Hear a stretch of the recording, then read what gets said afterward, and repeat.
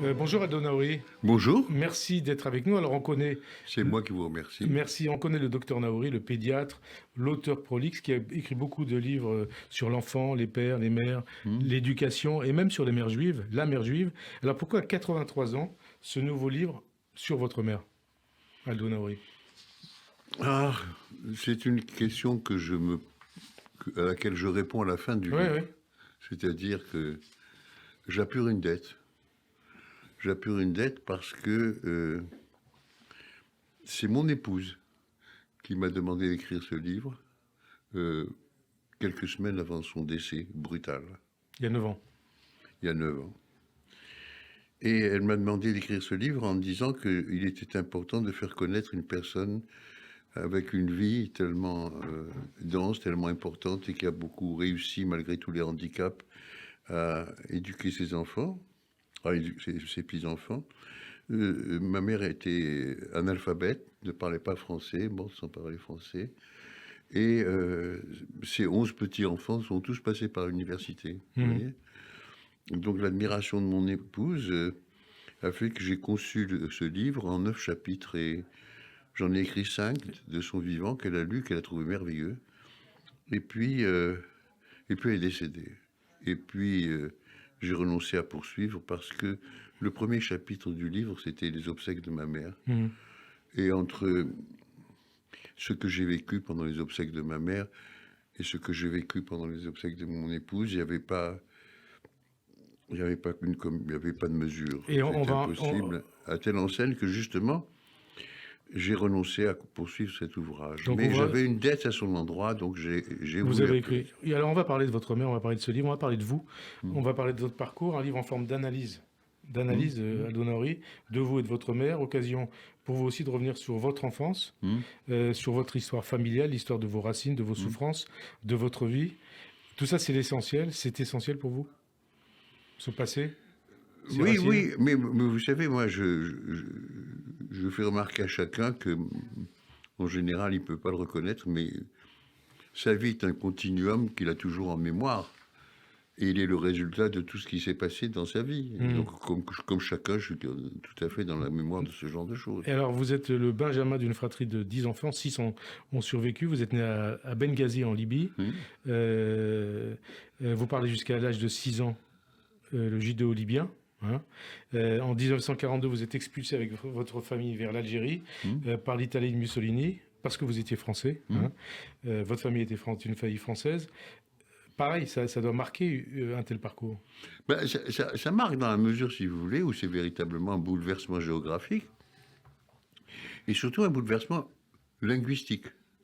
Dans la mesure, si vous voulez, où nous allions dans un pays dont nous ne connaissions pas la langue, on avait coupé tout rapport avec la France.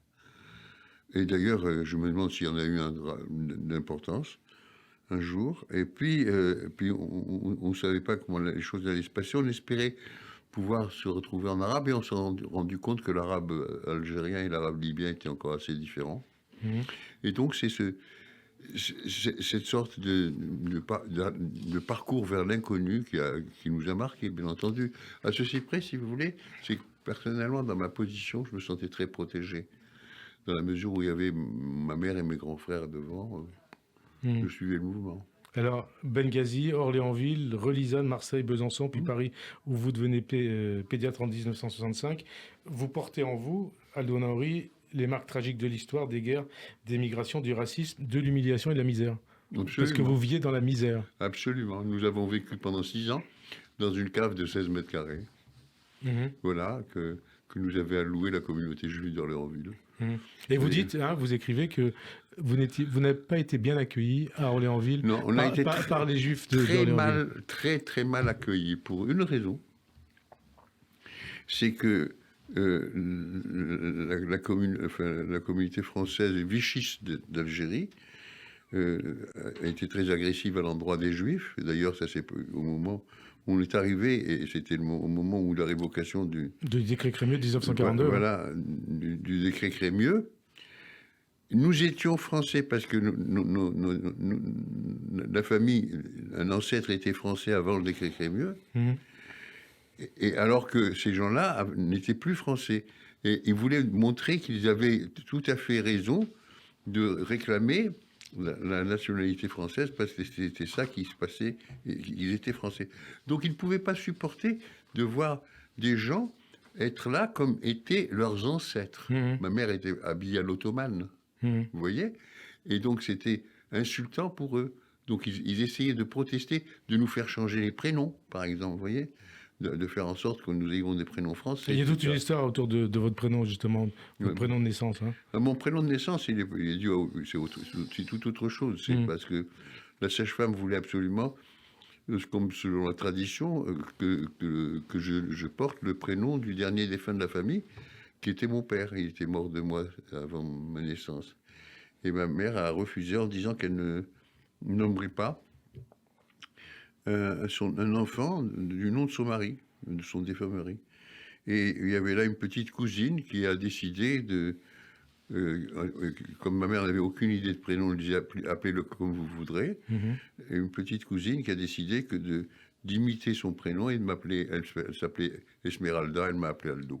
Aldo. Voilà. Hein. Et vous appelez aussi Joseph Giuseppe. Voilà, Giuseppe, on l'a quand même marqué. Alors, oui. Donc, dans ce livre, vous parlez de votre vie qui a commencé dans le deuil. Votre père est décédé 2 mois avant votre naissance, comme vous venez de le rappeler.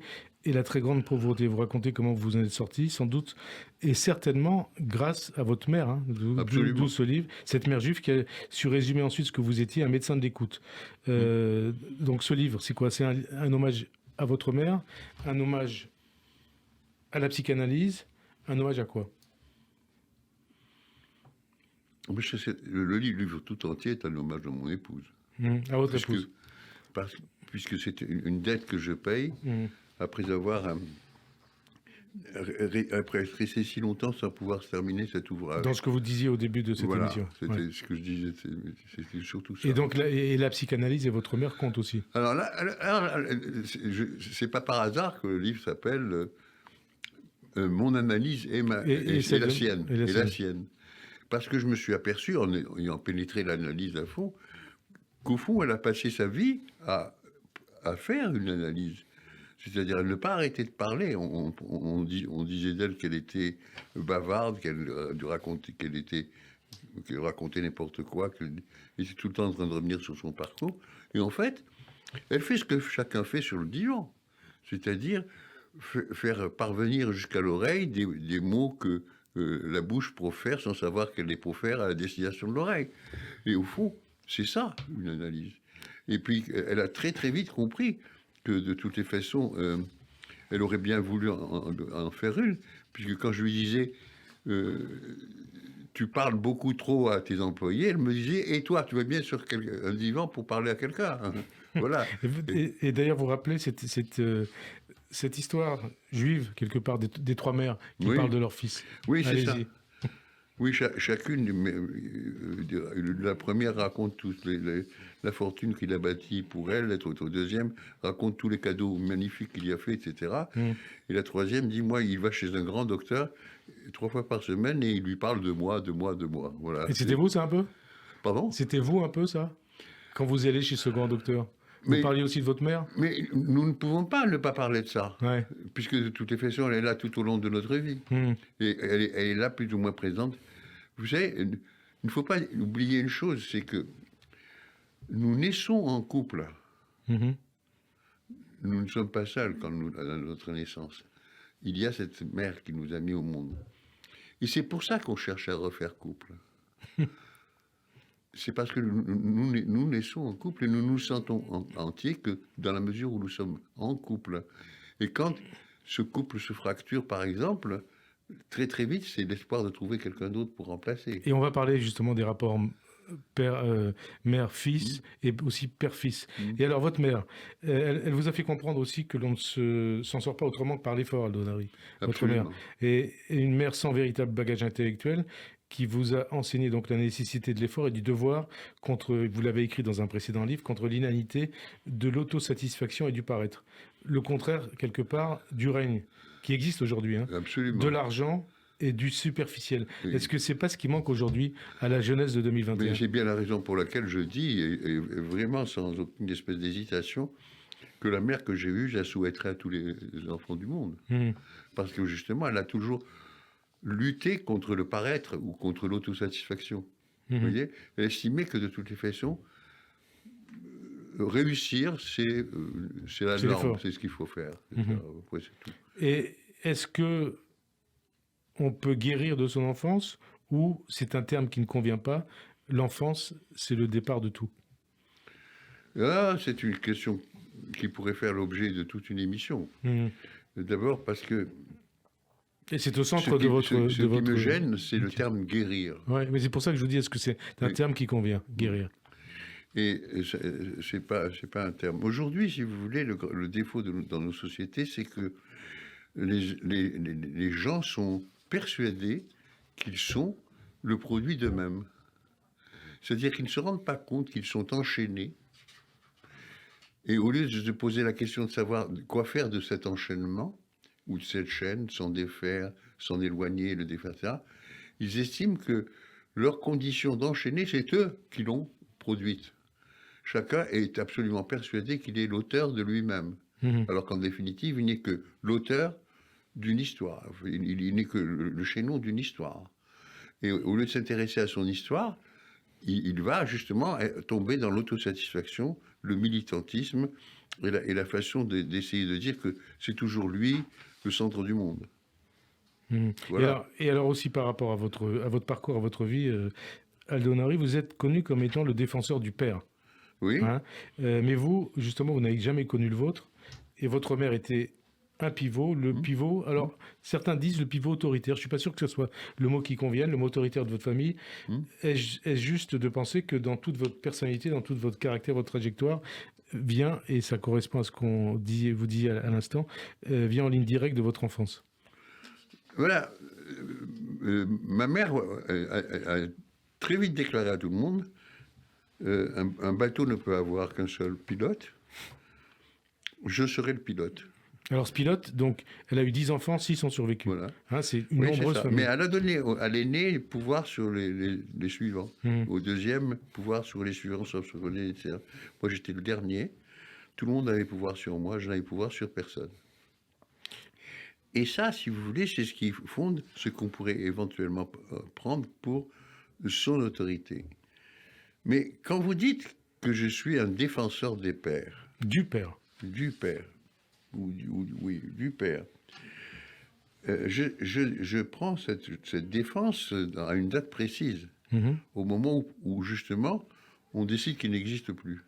Donc c'est 85. On décide que de toutes les façons, le père, ça ne sert à rien, et qu'il faut qu'il soit une deuxième mère.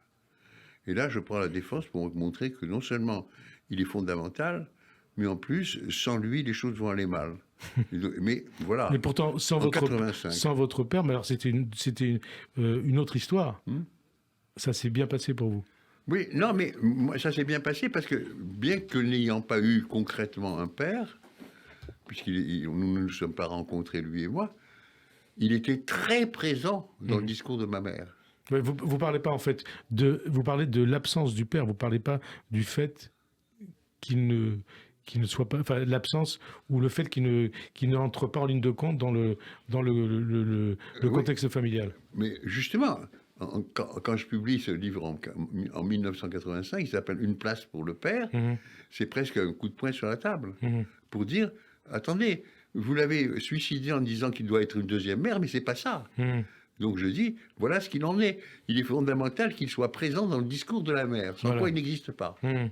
En tant que père de l'enfant. Il peut être le géniteur, et je démontre tout ça. Il faut qu'il existe d'une manière ou d'une autre. Voilà, non, pas d'une manière ou d'une autre. Il faut qu'il existe dans le discours de la mère. S'il n'existait pas dans le discours de la mère, il n'est pas là. Alors, il n'est pas là, il peut monter au ciel et descendre et ça ne fera rien du tout. Alors, et c'est ça que tout mon travail, tout mon œuvre autour de ça, c'est pour démontrer cela. Or, mon père existait dans le discours de ma mère de façon toujours... Vous savez, elle a décidé un jour...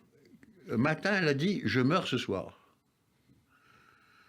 Et quand ma soeur lui a demandé « mais pourquoi tu dis ce genre de choses ?» Elle a dit « parce que la veille, la nuit d'avant... » Il me semble qu'elle avait fait un rêve. Voilà, elle avait fait un rêve, et depuis la mort de son mari, c'était la première fois qu'elle rêvait qu'elle faisait l'amour avec lui. Et alors? Et qu'est-ce qui s'est passé? Et elle est morte le soir. Elle est morte le soir. On en parlera après. C'est vrai que c'est quelque chose de quelque part extraordinaire. Oui, tout à fait. C'est un passage extraordinaire. On se dit, comment ça peut arriver? Voilà. Comment ça peut arriver? Ouais. Comment on peut être imprégné par ça? Comment on peut se dire, je meurs ce soir, et c'est le cas? Exactement. Or, l'après-midi, je lui avais tenu un discours dans lequel je lui disais que c'était ridicule ce qui était. Et elle m'a dit, bon, ben, t'as beau être un médecin, tu n'as toujours été qu'un âne. Et voilà. Et elle m'a dit, je meurs ce soir, elle est morte le soir. D'ailleurs, c'est tellement dingue, c'est qu'on m'appelle pour me dire qu'elle est tombée. Ouais. Mais on va en parler, je voudrais qu'on en parle après, parce que d'abord on va parler de la vie, mais c'est vrai que la mort est très présente dans ce livre. Hein. La mort de votre mère, de votre femme, de votre époux surtout, et de votre père, enfin de toutes ces scènes que vous décrivez d'une manière ou d'une autre. Alors, vous en avez parlé tout à l'heure, on mesure aussi à travers votre parcours l'importance de la langue, de la linguistique. Hein. Donc, comme on l'a dit, vous parliez jusqu'à 6 ans le judéo-libyen, donc ça a modelé quelque part votre psyché. Les mots, la langue, c'est déterminant. Aldo Naouri, c'est un outil essentiel dans l'évolution d'un être. Mais non seulement cela, mais c'est une vision du monde. La langue, c'est ce qui permet de voir le monde.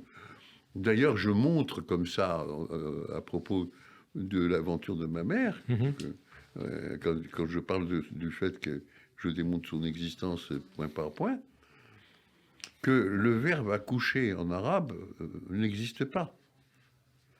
Une femme n'accouche pas. Alors en arabe, une femme on dit garçonne. Garçonne. La place importante du fils.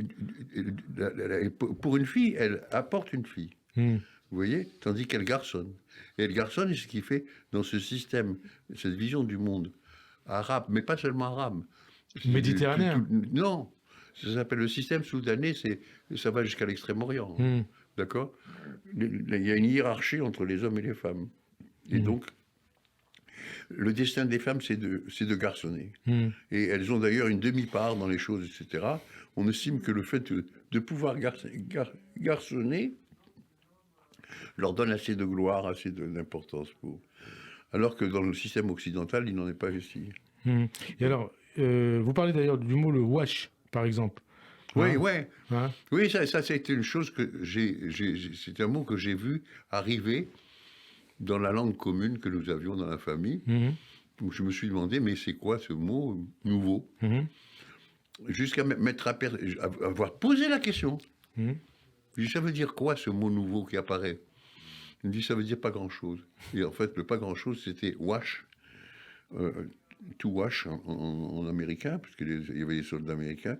C'est le prix qu'on payait le kilo de linge à laver.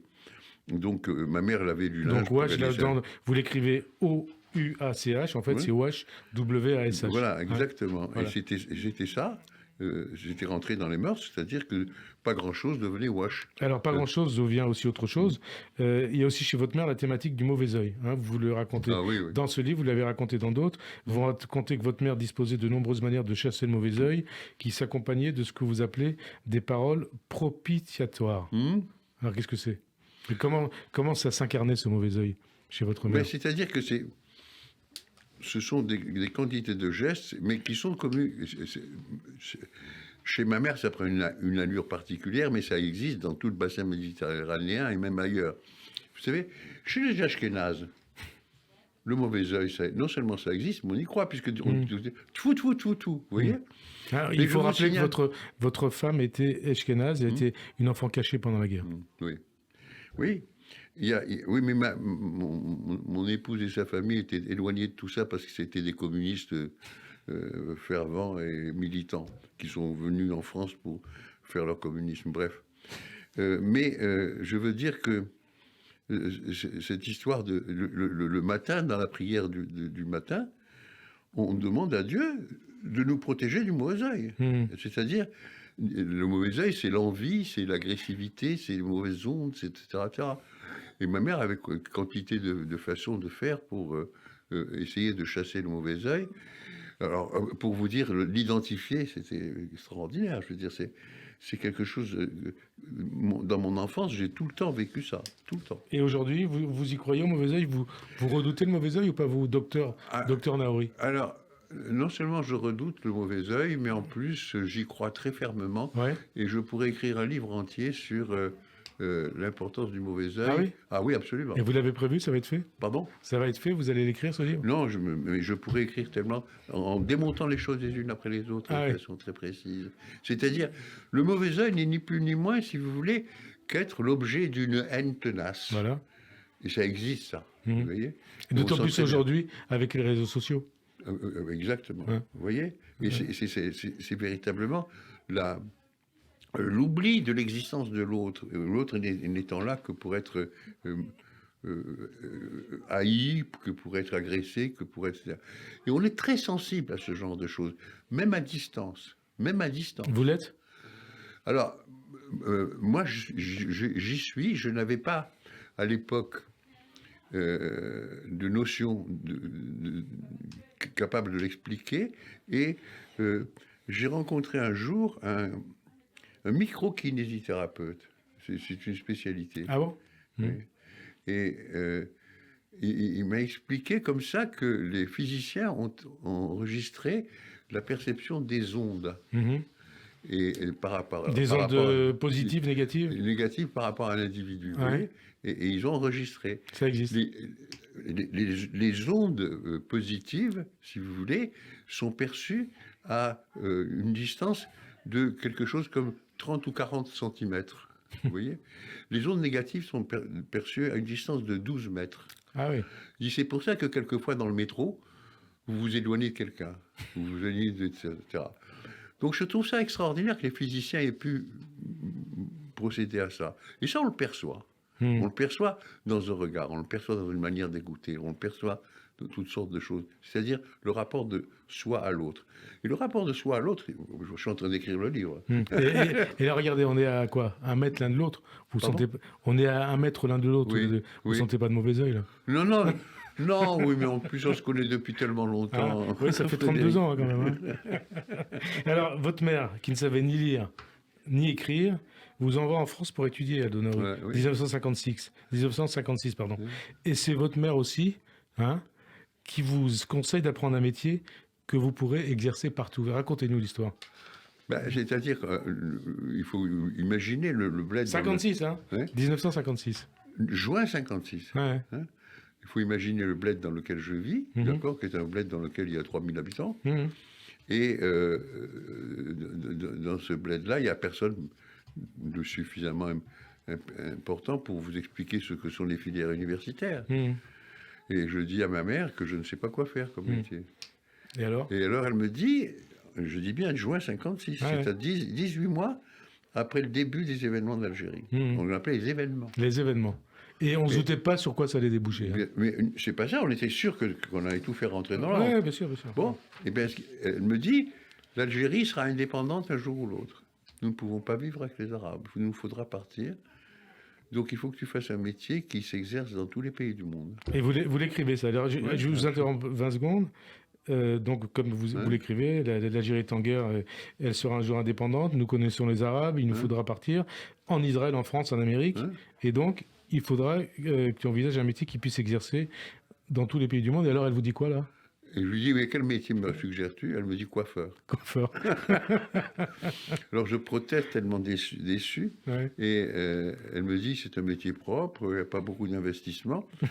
Et je lui dis, mais ça aura servi à quoi que je sois bachelier? Et elle me répond, tu auras de la conversation et donc beaucoup de clients. Mais c'est quelque chose, hein, c'est extraordinaire. Non seulement c'est extraordinaire, mais je vois apparaître là, si vous voulez, quelque chose qui a été déterminant dans ma vie, dans la mesure où depuis le plus petit âge, la première manifestation de cet ordre, ça devait être aux alentours de 5 ans, jusqu'à être marié et père de famille, j'ai toujours eu des problèmes énormes avec mes cheveux et les coiffeurs. C'est pour ça que vous en avez perdu quelques-uns? Pardon? C'est pour ça que vous en avez perdu quelques-uns? Oui, mais c'est pire que ça. Il m'est arrivé de m'excuser en rentrant chez un coiffeur, d'avoir les cheveux que j'ai, et de sortir avec une coupe totalement ratée et de lui donner un énorme pourboire en m'excusant à nouveau. Et alors, pareil, votre mère, hein, qui savait ni lire ni écrire, elle vous demande un jour de lui apprendre à lire. Voilà, alors, ça c'est le souvenir le plus douloureux de ma vie. Ouais. Racontez-nous. Elle ne parlait pas français. Et comment vous parliez avec elle, d'ailleurs? Ben, le judéo là. Jusqu'au bout, jusqu'au bout. Oui, jusqu'au bout, oui. Et elle me demande de lui apprendre à lire. Je dis, ça sert à quoi, puisque tu ne parles pas français. Je dis, je voudrais quand même apprendre à lire. Bon, elle insiste tellement que quand elle voulait quelque chose, il fallait le faire. D'accord. Il n'y avait pas le choix. Hein. C'était tellement déterminé que... Donc, je lui apprends l'alphabet. Je lui apprends petit à petit les majuscules, les minuscules, les scripts, etc. Je lui apprends les syllabes. Et puis je lui apprends la jonction des syllabes. Donc je fais de l'enseignement. Et un samedi, alors que je rentre, je passe la voir en toute vitesse. J'avais apporté des revues dans lesquelles on pouvait lire, parce que c'était assez grand pour sa vue. Et elle me dit, ça y est, tu vois, regarde, j'ai bien appris à lire. Et sur une double page, elle se met à nonner les syllabes les unes après les autres. Moi, j'étais tellement pressé que je finis la suite. Vous voyez, je ne la laisse pas finir. Elle m'a regardé, elle avait un air très triste. Et elle m'a dit, toi, on sait que tu sais lire. C'est probablement un des souvenirs les plus douloureux de ma vie, d'avoir... et elle a renoncé. Douloureux et émouvant. Oui, mais très douloureux. Très douloureux. Non, le plus émouvant de tout ce bouquin-là, qui vraiment m'a bouleversé quand j'ai eu à le rapporter, c'est que je rentre, elle est très vieille, je rentre dans la cuisine, elle a les avant-bras appuyés contre le bord de l'évier, et elle nettoie une marmite avec de la paille de fer. Elle était très, très méticuleuse et très propre. Et je lui dis, est-ce que tu crois que ça vaut la peine que tu te casses la tête pour cette marmite? Je peux t'en acheter une neuve. Et elle me répond, laisse-moi, mon fils. Il n'y a plus que sur les objets que je cultive l'illusion d'avoir un peu de pouvoir. Et vous l'avez toujours en tête, parce que ça marque. Ça marque. Ça marque. Et alors, en tout cas, et d'ailleurs, vous confirmez à travers ces pages que le lien, et vous l'avez dit, le lien mère-fils est unique. Le lien de mère-fils, entre une mère et son fils. Oui. C'est un lien unique. Oui, mais je pense que c'est le lien mère-enfant qui est surtout. Oui, mais il y a une différence, d'après ce que je comprends, entre dans la lien linguistique, dans la linguistique, dans la langue que nous parlions, il est extrêmement important que ce soit un fils. Mais en plus, si vous voulez, dans le contexte dans lequel nous étions, elle m'avait envoyé en France, mes frères ont accepté, mais dès qu'ils sont arrivés en France, comme tout le monde en 62, ils m'ont dit, jusqu'à maintenant, c'est nous qui nous sommes occupés de la famille, maintenant c'est toi qui vas t'en occuper. Et donc j'ai eu à prendre l'ensemble des familles en charge, et j'estimais normal de le faire, pour une raison simple, c'est que, d'ailleurs, ça a donné une toute autre allure à la poursuite de mes études, puisque je ne suis pas passé par les concours. J'ai consacré ma vie à satisfaire les besoins de ma famille, et ça a été quelque chose qui m'a paru tout à fait logique. C'est-à-dire, c'est vraiment le règlement d'une dette et la solidarité qui se met en place pour être là au service de chacun. C'est d'ailleurs, c'est peut-être personnel, hein, c'est ce qui a fait peut-être que l'une de vos nièces vous a succédé. Oui, comme pédiatre. Elle est devenue mon associé. Voilà. Oui. C'est ça aussi. Oui, mais il y a surtout le fait que j'ai agi avec l'esprit du médecin. C'est-à-dire que toute demande me paraissait devoir être traitée de façon urgente. C'est-à-dire, il fallait impérativement qu'elle ne puisse pas déborder sur d'autres registres et qu'elle puisse éventuellement faire en sorte de ne pas déranger l'ordre. Parce que si jamais je négligeais ça, ça allait se répercuter dans l'ensemble de la famille. Et d'ailleurs, et vous citez différentes cas de mère. La mère très angoissée, la mère exigeante, perfectionniste. Allez-y. Oui. Vous dites une mère très angoissée, peu confiante dans ses capacités, fera de son enfant un individu timoré, doutant fortement de lui, ainsi de suite. Oui. Oui, de toutes les façons. La mère exigeante, ainsi. Mais oui, mais il n'y a pas de mère qui se ressemble, chacune a ses caractéristiques propres, et ce qu'elle sème avec son enfant va être totalement déterminant. Et pour ce qu'il en était, par exemple, de la manière ce que ma mère a semé en moi, c'est quelque chose où je sentais très très bien qu'elle veillait à satisfaire mes demandes, même s'il était nécessaire qu'elle eût de la mauvaise foi. Et alors, vous dites d'ailleurs, on reproche beaucoup aux mères de trop aimer leur fils, d'avoir du mal à les laisser partir. Et justement, votre mère, elle me laisse partir. Elle vous laisse partir. Ouais. Hein, c'est le contraire. Oui, mais pour votre bien. Oui, mais elle me laisse partir parce que une voyante, croyez, mauvais œil, quelque part, lui avait dit qu'un de ses enfants, un jour, aurait une marche dans l'escalier, le mot drja. Et j'étais le dernier, les autres n'avaient pas eu de marche. Et donc, c'était la chance à courir pour que je puisse éventuellement devenir celui qui allait avoir la marche en question. Donc, elle m'a laissé partir pour ça. Mais elle a quand même été exigeante, c'est-à-dire que il fallait qu'à chaque fin d'année, je ramène toutes mes affaires pour qu'elle me concède la possibilité de repartir l'année suivante. Et il était impossible que je laisse mes affaires en France. Et quand elle a vu votre parcours, vous êtes devenu l'un des plus grands pédiatres de France. Hein. Oui. Hein, oui. Qu'est-ce qu'elle disait? Elle disait, c'est mon fils. Elle disait, c'est mon fils. Et elle me disait, c'est... Quand j'ai écrit mon premier livre... Quand vous voyez passer à la télévision... Oui, mais quand j'ai écrit mon premier livre, vous voyez, et j'avais un conflit avec mon éditeur qui voulait mettre Docteur Naouri, au cours d'une conversation, je lui ai fait part du souci que j'avais. Elle m'a dit, il a raison, il faut écrire Docteur Naouri et sa mère Bouba. Participer à ça.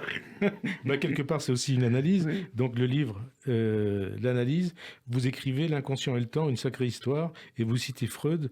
J'ai réussi là où le paranoïaque a échoué. Voilà. En quoi ce propos est-il important, Aldo Naouri? Docteur Naouri. Parce que, justement, ma mère pouvait être considérée comme une paranoïaque. Ah oui. C'est-à-dire quelqu'un qui estimait que les gens lui en voulaient, qu'elle était, etc. Et c'est là où, dans cet ouvrage, je reprends son histoire en montrant les racines de la paranoïa. C'est-à-dire, un paranoïaque est quelqu'un qui estime, qui imagine qu'on lui veuille du mal, et qui part avec cette sorte de conviction. Mais ça peut déboucher sur... non, chez ma mère, elle est partie dans la vie avec la preuve qu'on lui voulait du mal et qu'elle a été trompée à tous les niveaux. Et ça m'a donné quelque chose, justement, du fait qu'elle voulait qu'un de ses enfants échappât, en quelque sorte, au déterminant Naouri. Et au moment où, justement, dans mon analyse, je m'aperçois que, au fond, le coiffeur dont elle voulait que je sois, c'était m'attribuer à son nom de fille, elle va délirer. C'est-à-dire elle va rentrer dans un véritable délire dont je ne sais pas comment la sortir. Voilà. Et là, je ne la sors de là que par une sorte de démontage psychanalytique tout à fait parfait. En fait, vous l'avez fait faire son analyse à votre mère. J'ai fait faire son analyse. J'ai été l'agent qui l'a accompagné dans son analyse. Et alors, vous racontez notamment votre première séance d'analyse. Et vous écrivez, je me suis surpris à dire une phrase dont je n'aurais jamais imaginé pouvoir même la concevoir. J'ai dit, j'ai 36 ans, mon père est mort à 36 ans, jusque-là je savais comment vivre, maintenant je ne sais plus. Voilà, ça c'est la première phrase que j'ai prononcée à l'endroit du monsieur dont j'ai croisé le regard et dont j'ai su immédiatement que je ferais une analyse avec lui. Oui, parce que vous aviez deux personnes. Voilà, il y avait plusieurs personnes. Et vous avez choisi celui-là. Voilà. Et donc, dans la même rue. Dans la même rue, oui. Et donc, ce qui s'est passé, si vous voulez, c'est que... Et là, encore une fois, si vous voulez, dans cette histoire de... Je reviens sur l'annonce de la mort de ma mère. Vous voyez ? On me dit qu'elle est tombée. On ne me dit pas plus que ça.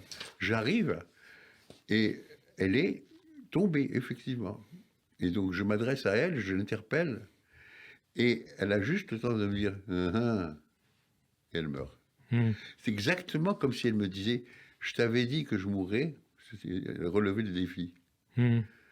Pour renforcer encore plus le propos qu'elle avait tenu quant à ma protestation. Parce que quand elle m'a dit « je meurs », ce soir. Elle m'a dit, je meurs ce soir et tu m'assassines. Et d'ailleurs, mais on va en parler après, votre épouse a eu aussi un propos prémonitoire. Mais on va en parler un peu plus tard, par rapport à sa mort, la mort de votre épouse. Mais on va en parler. Oui. D'abord, on reste sur votre mère. Et sur le reste, vous dites, nous avons et nous aurons toujours besoin d'amour, plus d'amour que d'oxygène. Oui, effectivement. Et là, encore une fois, ça se réfère au fait que nous naissons, que nous venons au monde, en définitive, en couple, et dans un couple dans lequel nous naissons à l'amour parce que l'amour nous entoure. Et de cela, nous avons un besoin définitif et pour toujours. Donc de l'oxygène, l'amour c'est de l'oxygène. Voilà. L'amour c'est de l'oxygène. Oui. Et votre mère encore. Parce que j'aime bien citer des extraits de ce livre. Et vous dites, elle avait 80 ans, ma mère, quand au cours d'un dîner que nous partagions dans sa cuisine, à votre mère, elle a soudain éclaté en sanglots, en me disant, ma mère ne m'a jamais aimé. Donc elle avait à peu près l'âge que vous avez aujourd'hui. Qu'est-ce que vous dites aujourd'hui par rapport à ça? Parce que votre mère vous a aimé. Et d'ailleurs, est-ce que sa mère l'a vraiment jamais aimé? On ne sait pas. On n'en sait rien. Ce qui m'a surpris personnellement... Elle a éclaté en sanglots à 80 ans. Oui, mais c'est ça. C'est que ce qui m'a étonné, c'est qu'à 80 ans, on se préoccupe un peu, encore une fois, de l'amour que vous apportez votre mère. Mais il y a eu tellement de choses qui se sont passées dans sa vie. Comment elle continue d'être dans cet état de fait? Et de fait, je m'aperçois moi-même en écrivant ce livre que tout le monde est dans cet état de fait. C'est-à-dire que entre le point de départ et tout le parcours d'une vie, il n'y a pas de rupture. C'est constamment quelque chose dont les enchaînements sont déterminés les uns après les autres. Et donc, ça, c'est ma première réaction. Mais maintenant que j'ai cet âge-là, j'imagine volontiers qu'on est préoccupé de ce genre de choses. Et c'est là où, dans l'écriture de cet ouvrage, je repars, justement, de sa vie d'enfant, de tout ce qu'elle me racontait de sa vie d'enfant, etc., pour montrer qu'effectivement, il est possible que sa mère ne l'eût pas totalement aimé. Il n'est pas fait de démonstration de cet amour envers elle, peut-être. Ou non, je pense. Vous savez, sa mère a été mariée à 9 ans. Ah oui. Avec un homme de 30. Et ma mère, en rigolant, disait, ce que je regrette, c'est de n'avoir jamais posé la question à ma mère de savoir si elle a mis au monde mon frère aîné avant ou après avoir eu ses règles. C'est pour vous dire. Donc, si vous voulez, il est possible que sa mère n'ait pas été tout à fait ravie d'avoir une fille de plus, ou je ne sais pas ce qui se passe. Mais tout le reste de sa vie va être déterminé par le fait qu'elle s'est sentie pas aimée. Pas aimée.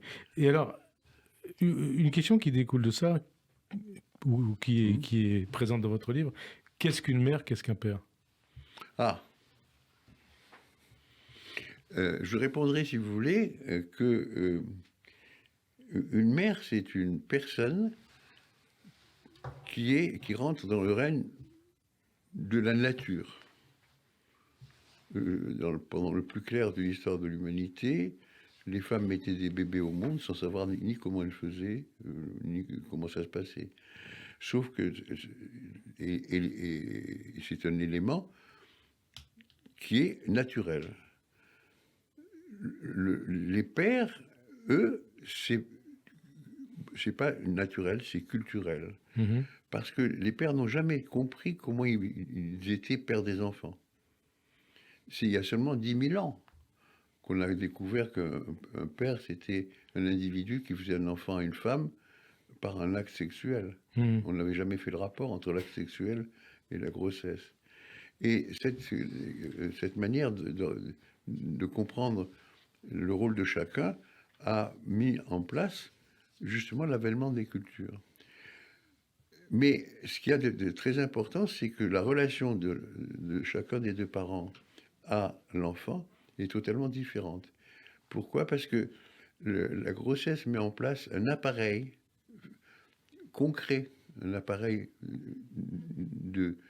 sensoriel. Un lien. Non, un appareil. Un appareil. Dans la tête du bébé qui fait qu'il est, on est à la radio, en syntonisation avec sa mère. C'est-à-dire qu'il est, une mère, je disais à mes patientes, vous êtes au bout d'un tunnel d'1 kilomètre, vous chuchotez, votre enfant vous entend 5 sur 5. Parce que c'est la grossesse qui a mis cet appareil en place. Tandis qu'un père peut mettre 300 watts de chaque oreille, l'enfant ne l'entend pas. Et le discours du père ne peut être audible par l'enfant que dans la mesure où il est relayé par la mère. Et vous écrivez, Aldo Naori, si les excès de la mère sont réputés dangereux, ceux du père peuvent l'être pire encore. Oui, bien sûr, précisément. C'est ce que vous disiez voilà, quelques temps. Je suis un défenseur du père, mais je ne suis pas en train de dire que le père a tous les droits. Voilà, les deux, lui aussi peut commettre des dégâts. Alors, la mort, donc très présente dans ce livre, Aldo Naori, celle de votre père, donc décédé 2 mois avant votre naissance, celle de votre mère, et surtout celle de Jeanne, votre épouse.